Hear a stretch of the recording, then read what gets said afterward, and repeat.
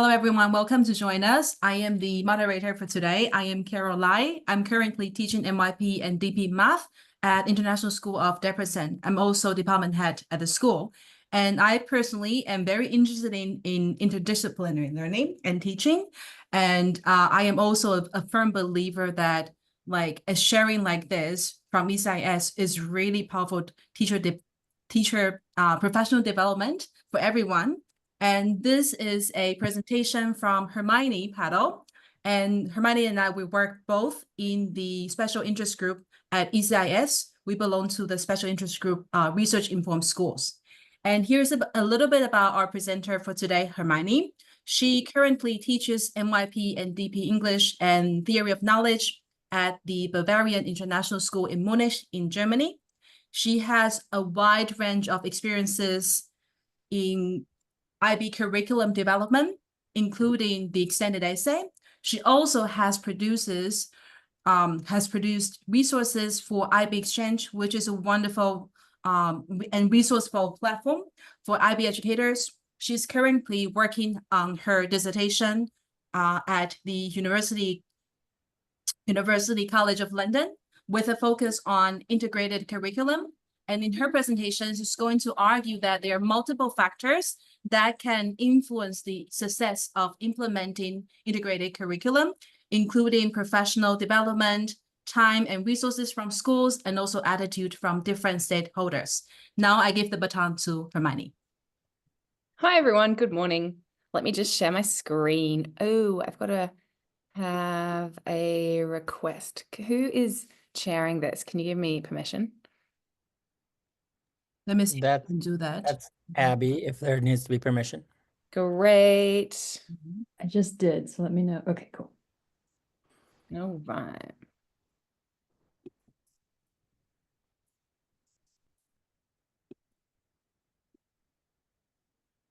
All right, so I wanted to talk a bit today about my PhD research. So I sort of work at Bavarian International School in Munich, but I'm also technically on maternity leave. So I'm not there at the moment, and I've taken time off to do some PhD research into something I found really interesting. And so I wanted to talk today about a little bit about this and share with you some of the things that I found. There's a beautiful picture of my school in its castle. And yeah, like Carol said, I live in Germany. I've been here for more than 10 years now. I teach English and TOK. I also do lots of examining.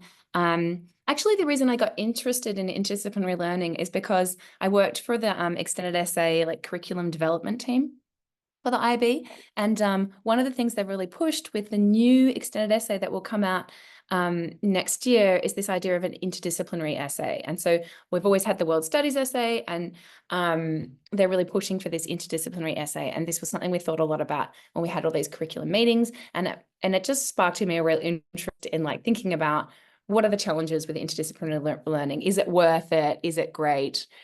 And so, yeah, this is where I'm at. So I wanted to just, before I start, make sure to let you know that all of this is totally legitimate. All the people that I talked to at the 25 different schools gave me their permission to use, their words and their ideas as part of my research. I've changed all the names and I've changed all the school names. I didn't change the gender and I didn't change the subject because I think the subject that the person was teaching was often interesting in terms of what they had to say. So I'm just letting you know that all ethical considerations have been adhered to. Okay, so I had 4 research questions in my research, and ultimately I wanted to think about how is the interdisciplinary curriculum understood and enacted by teachers in international schools. All right, so that was my overarching question. The 3 other elements are what are the factors that make it happen? What kind of things inhibit it or facilitate it in different schools? What are the implications for disciplinary knowledge? And I had a whole section about assessment. And today I won't have time to talk about all of those, so I just picked one that I'm going to explore in a bit more detail. Okay, before I go on though, I just want to talk a little bit about why interdisciplinary learning. So I think certainly in the last 20 years, and certainly with the turn of the last century, there has become a bit more of a global trend, with schools, and not just the IB, but even national curricula, thinking about including kind of like an interdisciplinary lens. And there's a lot of reasons for this. We often talk about how big global problems, like wicked problems, are often not solved just by like one individual with their particular disciplinary lens. They're more likely to be solved by, multiple experts getting together. So it's also become a really big part of higher education too. And so I guess in amongst all of this too is this whole idea that it really ticks the boxes of some of the other things that school curricula have been wanting to do in the last 20 years, which is things like, critical thinking. There's a lot of group work, there's a lot of skills-based things, and interdisciplinary learning can really tap into these. So within the whole, political climate of like what global education is doing, I think it's really at the forefront. Okay, so I talked to 25 teachers across 9 different schools. I actually talked to 10 schools. I talked to my own school, but I decided that I wouldn't use the research from my own school because the interviews were pretty terrible. I was too friendly because they were my colleagues and they gave too much personal information. So I decided in the end not to use any of the data from my own school. So I looked at mostly German schools and I looked at a couple of Swiss schools. And all of my research is interview-based and qualitative in nature. Now, I used German international schools largely because of the my network of teachers here, teachers that I know from going to things like Aegis, and I actually was the MYP assistant coordinator, and we had this great meeting where I went to like one of the Swiss schools. I think it was like Southern Germany and Switzerland got together, and we had this meeting, and I was like, oh, I've got some connections I can use here. I had originally wanted not to look only at IB schools. I had wanted to look at other kinds of international schools too. So, Cambridge International, they have a really interesting program about global perspectives, and it's part of their middle school program, and the students look at these, like they get these big kind of ideas and they unpack them over 6 to 8 weeks. But I couldn't get my network to go beyond the schools that I already knew. So I wasn't able to have any of them in my work. So while all of the data I'm going to talk to you today about is from IB schools, I think a lot of it's really applicable in other kinds of contexts, not even just international schools, but national curricular, because, the gripes and the issues that schools are having are pretty universal. All right.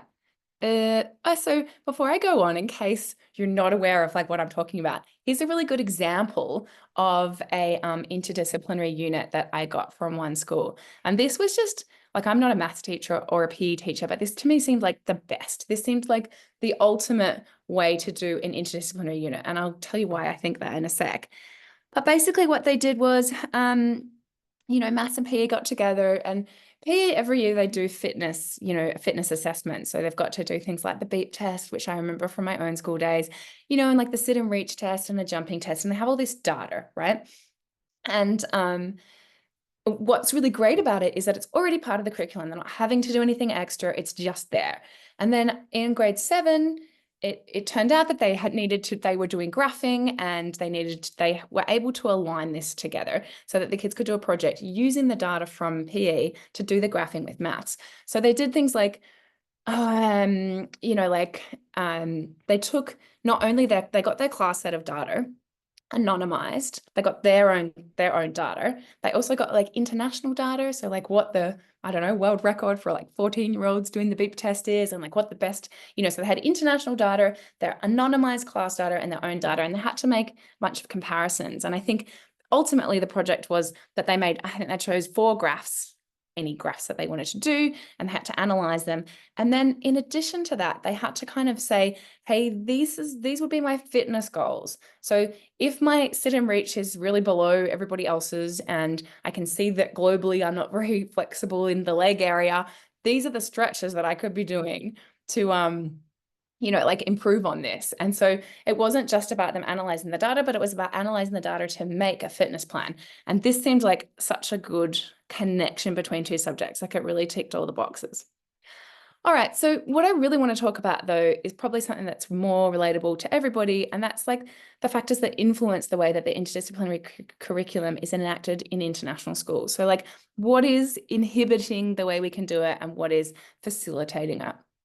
So I think this is something we can find everywhere, regardless of what the topic is, but like a kind of overall resistance to change. And I guess the teachers that I talked to in my research weren't the ones that were saying, that weren't the change adverse teachers. They were the ones mainly talking about their colleagues or talking about how difficult it was to get things done in schools because people didn't want to, you know, rock the boat or do something different to what they had been already doing for some time. So, you know, and this related to kind of like the relationships that people had with other people. It really related to, you know, what the fascinating thing about interdisciplinary learning is that it gets you out of your department. You know, ultimately you're working in your department most of the time, and interdisciplinary learning asks you to work with another department, a whole bunch of other teachers, make a collective assessment together, run a unit together, and all of this throws a lot of, you know, things into the air, particularly about the way that we identify as teachers. Like, I wouldn't have even thought of it, but I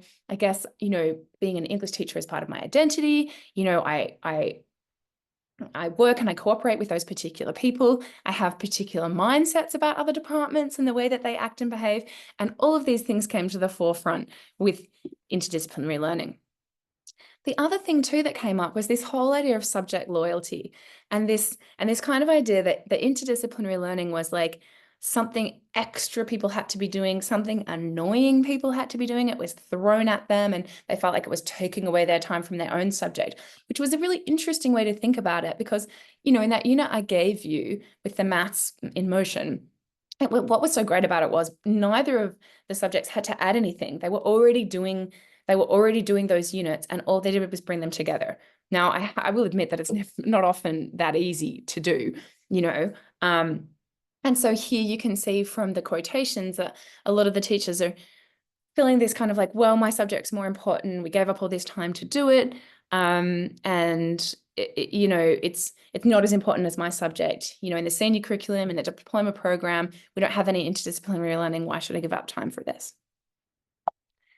Okay, another problem that some schools faced, and this is not all of them, is that they were asked to like put things together, and their subjects were forced together, often by leadership, you know, schools that were being accredited or that they hadn't done the unit and got to the end of the year and they had to throw something together. I'm sure you can all relate to that kind of feeling.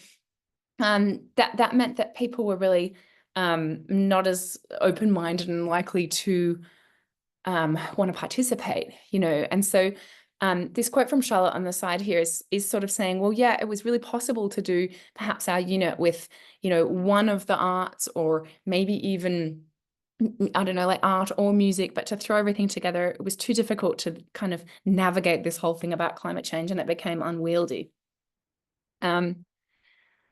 Another thing that came up too was that some subjects felt like they were doing more of the work than others.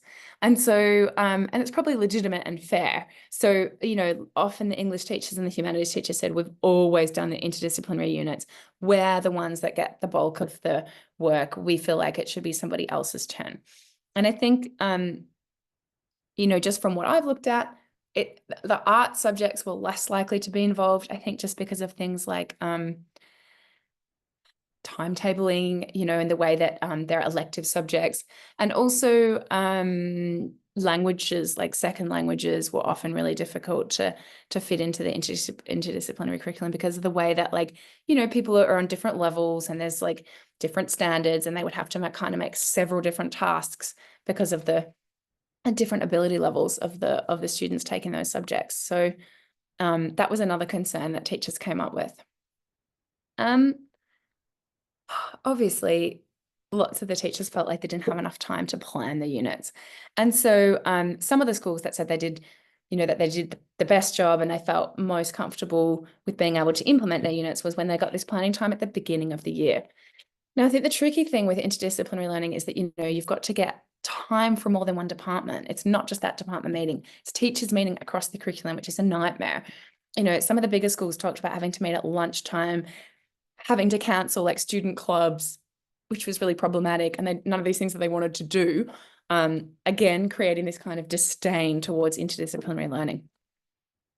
And then I guess another problem, you know, that maybe many teachers in international schools face is this whole idea of staff turnover. So often if a teacher left, the unit left with them, you know, and that was like, that there wasn't anybody to kind of bring it in and do it and you know, to like keep it going, because there wasn't that thrust and that push from that single teacher. And so that felt really sad to me. And also, you know, it's like such a lot of work to get these things off the ground. I felt really disappointed. And, you know, I understand how difficult it is because I've taught these units and I've been part of them. All right. So even though largely my research is theoretical and based on a whole lot of dead white men and what they have to theoretically say, I thought in terms of like being here, I might talk about things like being a bit more practical. So like what I think we could do better based on what I've found so far. All right, so I think one of the ways, and this is not, these ideas are certainly not all mine, I got them from talking to the teachers in this research, but like having a collaborative launch, I think really makes a difference to the way the whole unit runs. So if, you know, English gets together with drama and they can get everybody together in a big room or in the assembly hall and say, hey, everyone, this is what we're doing. This is going to be our unit. This is the assessment. And you have that launch with the teachers across the different departments, you know, in that assembly, working together, looking like they're collaborating. I think it's really important for the students to understand that it is interdisciplinary, that they have to think about this from both of their subjects, and it's not, you know, just something that one of the teachers brings up in one lesson. So I think having this kind of unified or united front is really important to the success of the unit. And the schools that talked about doing this, I thought that's a really good idea. We could all benefit from that. Another thing that was really important was like being explicit about the disciplinary knowledge. So like the students often got to the end of it and they had to sort of reflect on what they'd learned and, you know, write about what they'd learned, and they couldn't really remember what they'd learned. And so I think you have to be really explicit about the disciplinary knowledge. And this should be something that's shared with the other teacher too, you know. So like, and I would say in an English unit, I wouldn't really write down explicitly the disciplinary knowledge. I might write the aim of the lesson on the board, but I wouldn't write, all right, this is what I want everyone to learn. And maybe that's a failing of my unit in itself. But I think it's super important for this because you have to be clear of it yourself. You've got to be clear of what you think that disciplinary knowledge is and give it to the other teacher so they are aware of it. And the students need to know it too if they're to reflect on what it is they think they've learned. Now here, I'm referring specifically to the interdisciplinary assessment rubric that the IB uses and how important it is for that. But I also think, you know, if your interdisciplinary unit doesn't have this disciplinary knowledge, it can become relatively superficial and kind of project-based and a bit like wishy-washy. One of the things, probably my favorite bit of this whole research was I asked teachers originally what they thought interdisciplinary learning meant. Like, what does it mean? And lots of them in their answers gave these metaphors. So they talked about metaphors of the machine or metaphors of it being a formula or it being like a building. And I thought they were really lovely in capturing the different ways that teachers understood it. That's probably just because I'm an English teacher. But yeah, and one of the other things they said, though, in amongst all of this was the way that, though, if you're not careful with the disciplinary knowledge, it can become, you know, like a really wishy-washy, really superficial, really checkboxy, you know, really like the assessment isn't opaque and transparent enough. And I think it's really important, this disciplinary knowledge. In amongst all of this, I think it's important to define the key terms and concepts. So like, some of the schools that were really good at this talked about using things like Freya models and being really clear and being like, okay, this is a concept that's used in my subject and your subject, and it means slightly different things. Can we be really clear on what that term means? And so that the students know what that term means too. And I would have to say, this was one of the trickiest bits. I often felt like teachers, when I said, oh, well, could you define perhaps what perspective means in your subject? They weren't able to do that in a way that I thought was particularly nuanced to that subject. It was rather a generic kind of concept. And I think that makes it really tricky for the students. And also too, just to be explicit. So some teachers said things like, oh, we wrote the concepts and we wrote the key ideas down on a bit of paper and it was in the unit planner and then we never looked at it again, which I think is something we're all doing, you know, that how the written curriculum is different to the taught curriculum. But I think it's one of the important things that would make interdisciplinary learning more successful. Just something funny that some of the teachers said, but it's so true, you know, because the nature of secondary schooling is so compartmentalized, you know, like you go to this lesson for this 55 minutes and you go to this next lesson. The teachers talked about the students not being able to like think or conceptualize about the other subject because of the space they're in. So like maybe if you're in a science lab, it's really difficult for you to put on your literary mind and be like, oh yes, this applies to this short story we'll learn about, just because you're not in that space. And, you know, I think a good classroom is covered in the things of that classroom, right? So it might be that there are literary terms all over the wall and, you know, keywords and like examples, and it's hard to move beyond that. And so I think that's a really important thing about maybe shifting the space a bit. So maybe the teachers swap classrooms or they get together for some of the lessons and do some team teaching just to help the students be able to think about how interdisciplinary learning works and how that's impacted by their physical space. All right, so one of the things that was really interesting was small schools often did a better job. Like it just was easier. You know, if you've only got one maths class in grade 7 and one PE class in grade 7, and those two teachers get together and make this brilliant unit, that's pretty easy. But if you're a really big school and there are 5 English classes and 5, you know, humanities classes, and that's 10 teachers or 8 teachers that have to get together, it's just a minefield, you know? And so some of the bigger schools talked about like providing a delegate, and they said, yeah, it doesn't have to be the head of department. We've just nominated this person and they are going to go and negotiate with another person from the other department to work it all out, because lots of the schools talked about how it got really personal and political. You know, there were too many cooks spoiling the broth. Like they really said that it was just really difficult to navigate with so many people. So that saying, hey, you're the representative for our department, you are in charge and we're going to do whatever you say, hopefully without too much complaint. That was a way to get around some of those difficulties. I do think probably in the like teacher source material and online and things that your schools have already done, there's a lot of stuff that already exists out there that we could be using. And there's also a lot of stuff that's already in your school that you could be using. And I know that I really know that schools don't have as much time for, you know, horizontal planning as they would like to. As everybody's doing vertical planning, we're all thinking about our assessment and what happens at the end. But this whole idea of thinking, well, you know, if we're reading a novel on the Holocaust in English, maybe this can pair really easily with the unit that we're doing in history on World War II. And being able to find these connections, I think, makes the whole thing much easier. And a lot of the problems that I talked about earlier can be eradicated. So there isn't so much teacher resistance, there isn't so much disdain, that kind of thing. Yeah, and I guess, you know, one of the other things I think is worth mentioning too is that even though some of the subjects talked about being overused, it can be often really difficult when you pick 2 subjects that are too similar. So for instance, there were a couple of units where it was like English and drama got together, but the overlap between English and drama is already quite big. We study drama in English, yeah? The students look at dramatic conventions. They could even get up and be assessed on their oral performance and, you know, that kind of thing. And so when the subjects were too similar and the content was too similar and there wasn't a big enough gap between the disciplinary knowledge, it was really hard for the students to think about what was being synthesized because they couldn't tell if it was English stuff or like drama stuff or performing arts stuff.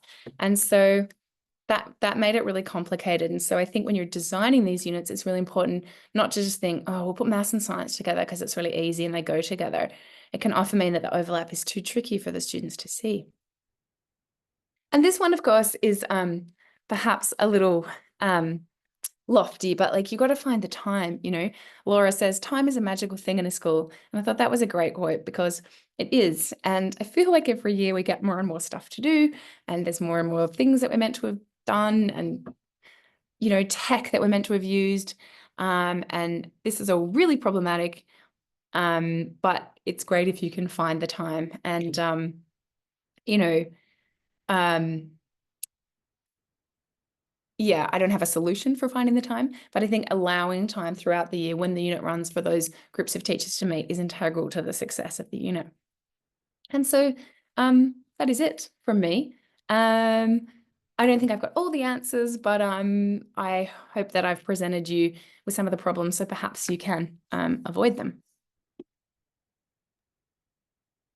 Thank you, Hermione, for the presentation. Thank No you. worries. How much time do we have for the rest of the session? 10, 15 minutes? 10, I think so. All right. Okay. So right now, we would like to open up for questions or comments or thoughts to share with this group or share with Hermione. I do have a question, Hermione. So I Sure. am a fan and I try to really integrate or teach one IDU per year myself. And well, I try to, so I teach math. So I try to work with INS before. So it was like, for me, it was a very creative way to really see beyond your disciplinary boundaries, right? And for me, the biggest resistance I've encountered was actually not from teachers, but from parents and students. And for some students, they really see that if they, let's say, if they learn math from an INS perspective, or even from like PE perspective, they feel like they're kind of betraying the subject itself, or they feel like they're not learning. So I wonder, in your research, have you asked parents and students how they respond to interdisciplinary learning in general? So the short answer is no. I only talk to teachers in my research. I didn't talk to parents or students. I think if I was going to make it a bigger project, I would have talked to students because I think what they think would be most interesting. The only things about what students have said I've got from the teachers. So the teachers say, oh, well, the students don't care about their grades in interdisciplinary learning. They don't care at all. It doesn't go in their report. So like, why are we doing it? On the other hand, some teachers reported that students said they couldn't be bothered with any of it. And they just were like, what can I do to get a good mark? Like, how can I just tell me the answers? Like, this is too much for me, you know? And I think that comes up in class anyway. It doesn't matter if it's interdisciplinary or not. I see what you mean though, because did it feel like maybe to your students that the rigor of mathematics was lost in amongst all this? No. Yeah. Then we have to be clear about the disciplinary knowledge, because maybe your unit, maybe you hadn't been explicit enough about what they were supposed to be learning, and then it just became a bit like, this is like a group project where we, you know what I mean? Like, it's kind of like, what are they doing that's mathematic? What is the learning they're supposed to have? You know what I mean? Yeah. So I do agree with you that we need to make the disciplinary knowledge very clear, like written in the curriculum and also in the lessons. Yeah. Yeah. And maybe that it needs to be rigorous enough too, you know. Lots of people talked about how their units ended up being really superficial, and some schools were like, just did that, you know, they did that thing where they have a collapsed curriculum and they break, the whole school goes down for a week and they're like, yeah, we're going to do this great project. And some teachers loved it. They're like, this is the best. We can do all this stuff to do with climate change. We can use the local community. And other teachers were like, it's a huge waste of time. We're not getting anything out of it. So it's a really tricky one to find a happy medium. And I don't know if It also depends on the school cultures, I think. Yeah. I do think sometimes unlikely combinations can be really great. So this week-long one was between between science and English. And the science teacher was great. He said, I went to all the English lessons and I learned so much stuff. And I thought, oh, that's great. I don't know if I'd be quite so enthusiastic about going to a science lesson, but it was really nice of him to say that he had learned. Willie, go ahead. Hey, thank you, Hermione. Hermione. Hermione, yeah. Sorry. Thank you for your research presentation. And what I hear is, sorry, I'm a chemistry teacher for 46 years in the Netherlands, and what I hear is the same problems what we had in the Netherlands and all over. That is totally the same. Also, I talk with the end. Also, the problems what you can have with parents, because the parents, what I think is the parents are educated in an old way of education. So they think, hey, we have to do, you we have to learn in another way, and this is a little scary. So we have to do it. And I'm a chemistry teacher and science teacher, but I tried not to teach chemistry on the hard way, but I put my chemistry stuff in a project way with a big why into it, a big why we have to learn stupid chemistry, for instance, and I have to stick to the curriculum because this is for the national exams. And what I start the year since 2015, I start with not chemistry as chemistry, but I start with the Sustainable Development Goals.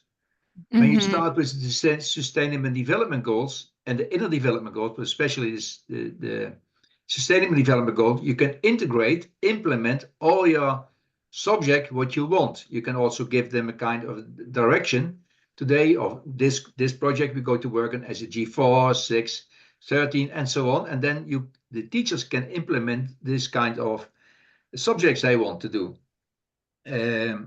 What you talk about, kind of building trust, is very important. That you say that in international schools, that teachers are leaving the schools after a few years. That is indeed, I think, I don't have this experience, but I think there's a big problem. And so when you start with SDGs or as a couple of SDGs, then you work already in the interdisciplinary way. So that is what I do now with my kids. I start with the SDGs.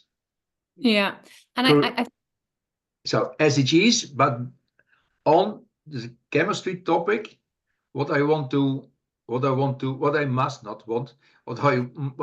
teach for the curriculum.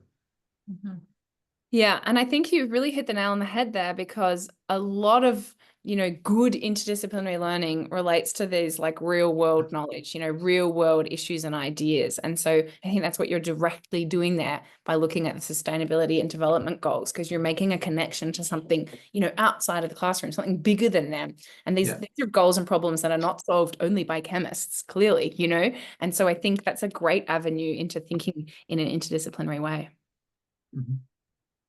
Christine, go ahead. Hi, I was interested in what you said about the second language learners, like the second language departments finding it very difficult to integrate into interdisciplinary learning. Do you have any idea of why that was? So most of the schools, so I'm in Germany, right? And all the kids are learning German, and you've got 3 streams. You've got like really basic, you've got middle-ish and like mother tongue.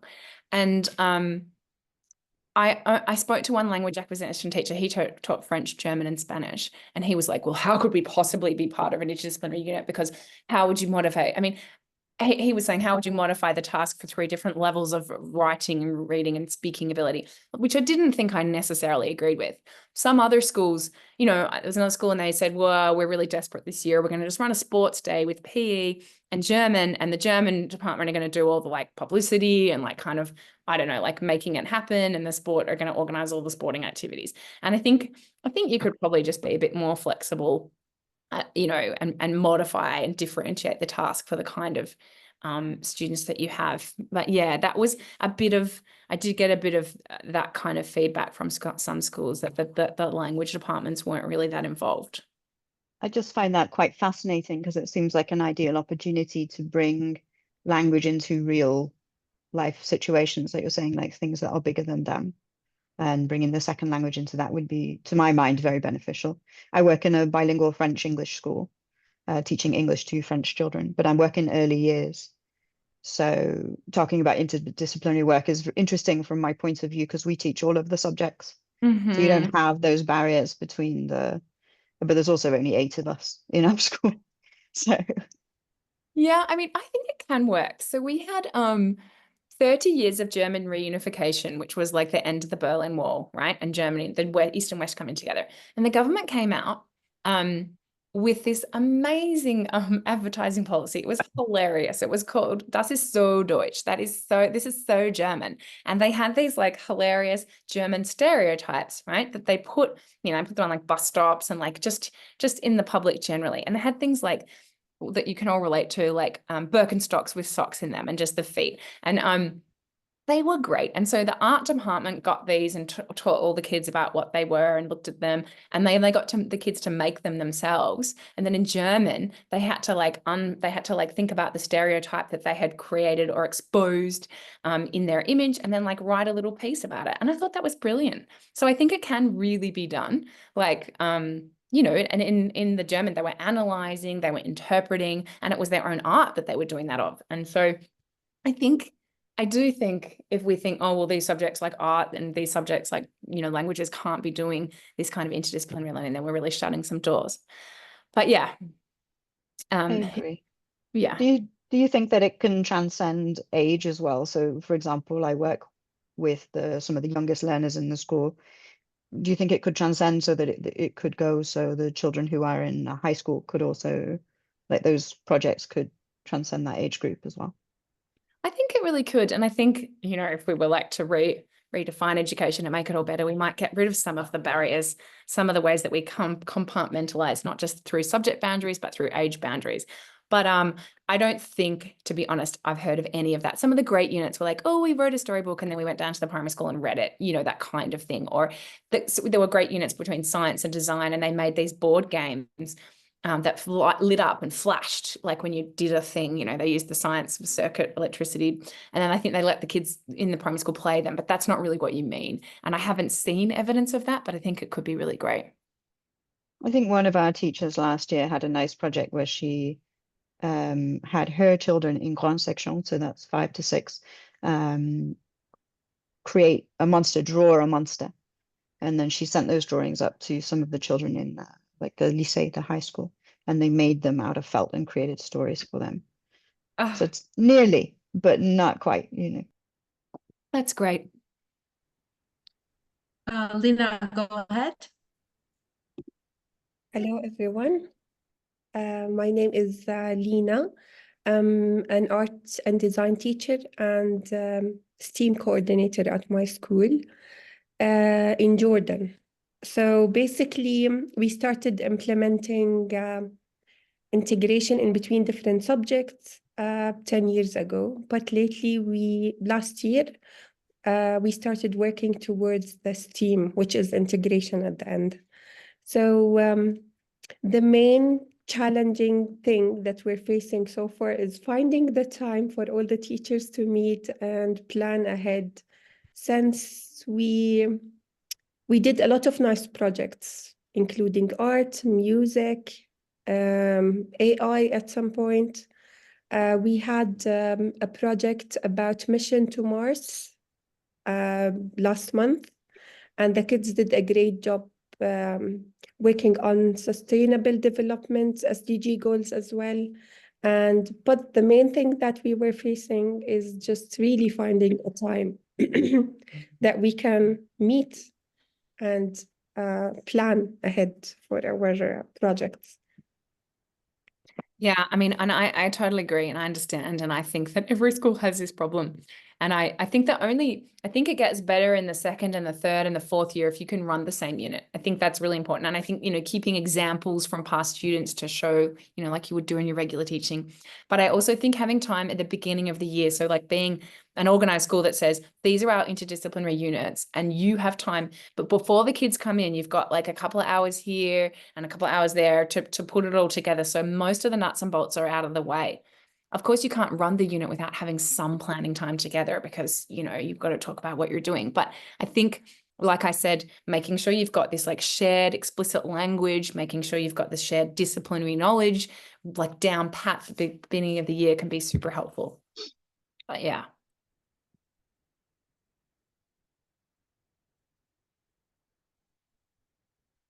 I think it's very important to really have clear goal sharing, like the vision, right? And also I realized that sometimes it's also the leadership, like the position or their attitude toward interdisciplinary learning. For example, in my school at this moment, our MYP coordinator, she actually started a IDU week last school year.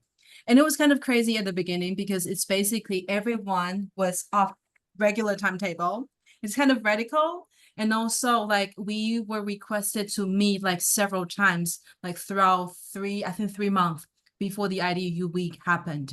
And it came at the end of the school year. So it was like everyone was exhausted, students were exhausted, but it turned out to be a good project because it really helped us to really have more time to collaborate, to talk to each other, and also to really see how we can approach like teaching across subjects from a different perspective when we plan for our own units. So this year, I am looking forward to this. And our coordinator actually moved that a little bit earlier in the school year. So everyone has more energy to work on that. Yeah.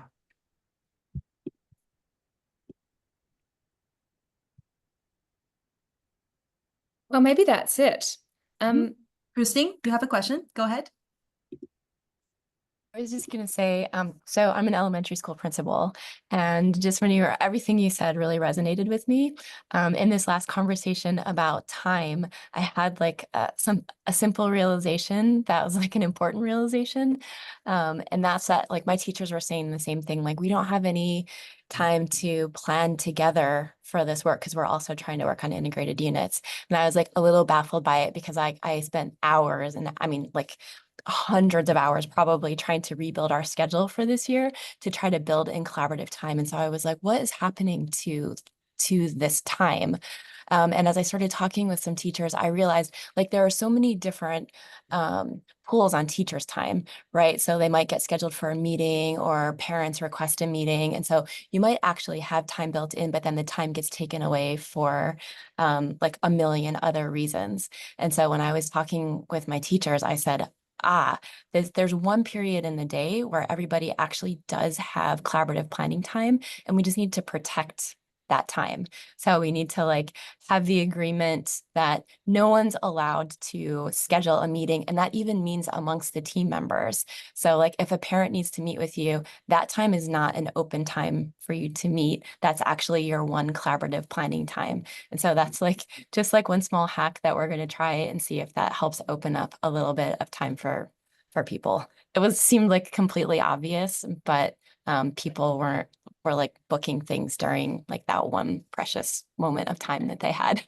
Oh, and you sound like such a great principal, because I feel like what you've done here is made teaching and learning at the front of what teaching should be. You know what I mean? And so this isn't a time to like, oh, fix up our website and make it look pretty and put some photos on, or do the 1,000 other things that we're all supposed to be doing, because the important stuff is like what happens in the classroom. And I think sometimes we forget that. So that is really great that you were able to do that. And I hope it doesn't get shifted for you, you know? Yeah. I just put my email in there if anyone wanted the slides or had a question or is interested in publishing an article. I work for a couple of journals. One of them's in literacy and one of them's about curriculum. If you're interested, I would love to hear from you. And yeah, thank you for your time today. Amal, do you have a question? Because I saw you raise your hand. Go ahead.